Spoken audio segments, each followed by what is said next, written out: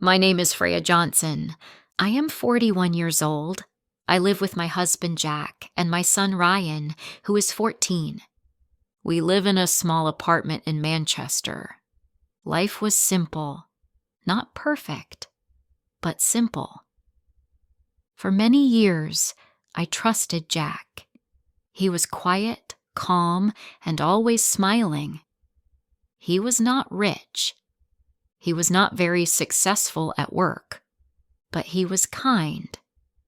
At least, that's what I believed. Every morning, I woke up before everyone. I cooked breakfast. I packed lunch for Rian. Jack left early for work and came home late. He said he was busy with office projects. I believed him. Why wouldn't I? He was my husband. But slowly, things started to change. Jack stopped talking to me. He avoided my eyes. He kept his phone close all the time. He never left it on the table. He smiled at messages and hid the screen when I walked near him. I asked, "Jack, is everything okay?" He said, "Yes, just work stress." I nodded, but inside, something felt wrong. One night at dinner, Ryan said, "Dad, why don't you eat with us anymore?" Jack said, "Meeting, son. I'm busy." Then he grabbed his plate and went to the bedroom. Ryan looked at me with sad eyes. I didn't know what to say. The next morning, when Jack left for work, his phone beeped. It was a message. He had forgotten to take it. I should not have looked. But my heart was beating fast. My hands were shaking. I opened the message. It said, "Good morning. Hope you're well." I felt shocked. I could not breathe. There were many messages, many dates, many photos. Someone named Amelia, younger than me, pretty, confident. I felt anger rise inside me. Hot, burning, sharp. I felt a rush of emotions I didn't know how to handle. But Rian walked into the room. I wiped my tears and smiled. "Eat your breakfast, sweetheart." He nodded, not knowing my heart was breaking. That evening, when Jack came home, I waited at the door. My face was calm. My voice was steady. But inside, I was a storm. I said, "Jack, we need to talk." He looked surprised. "What happened?" he asked. I held up his phone. His face went white. His hands began to shake. I said softly, "Who is Amelia?"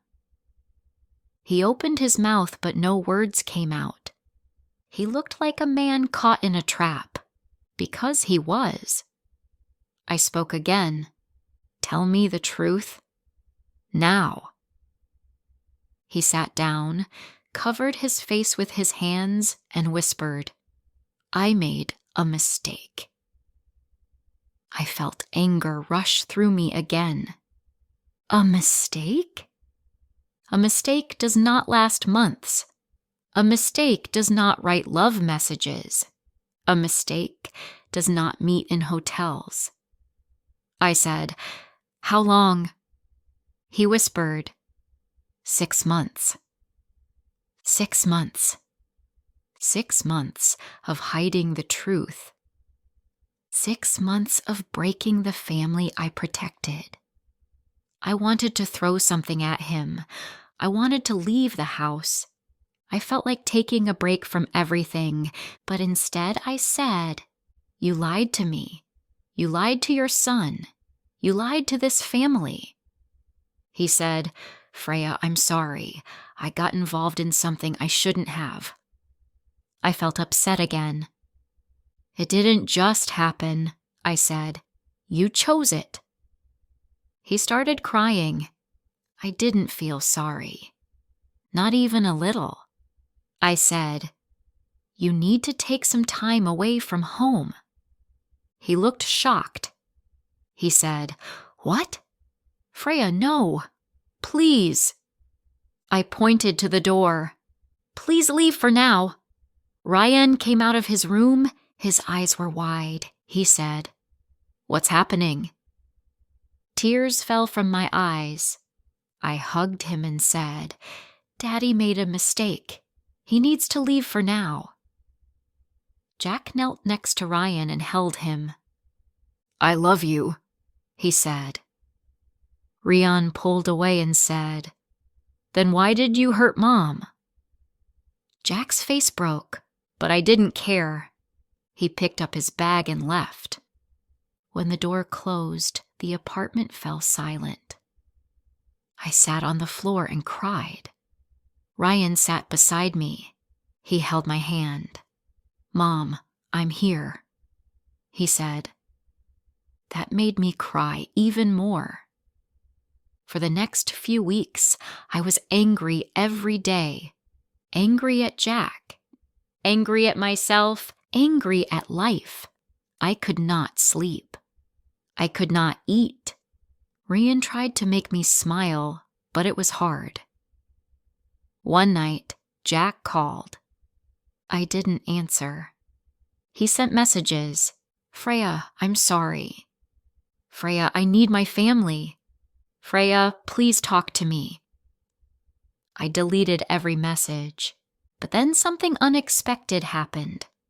One afternoon, I received a call from the hospital. The voice said, Ma'am, your husband has been in an accident. Please come quickly. My heart dropped. My legs felt weak. I grabbed my coat and ran. Jack was lying on the hospital bed. His head was bandaged. His arm was broken. His eyes were closed. I felt tears in my eyes. I realized something. Yes, I was angry. But I didn't want him dead. When he finally opened his eyes, he looked at me.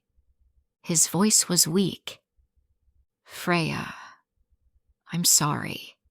I was stupid. I was selfish. I ruined everything. I didn't say anything. I just looked at him. He continued, I don't deserve you. I don't deserve Ryan.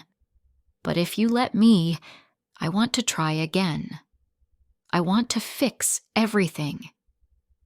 I stood there for a long time, thinking, feeling, hurting. Finally, I said, I don't forgive you yet, but I will not let anger destroy us. You need to heal, and we need time. He nodded slowly. I understand. The next few months were hard, slow, painful. But Jack changed. He stopped lying, stopped hiding. He worked on himself. He worked on our family. I felt peace after a long time. I learned something important. Anger is powerful, but forgiveness, real forgiveness, is even stronger. If you liked this story, please like, comment, share, and subscribe.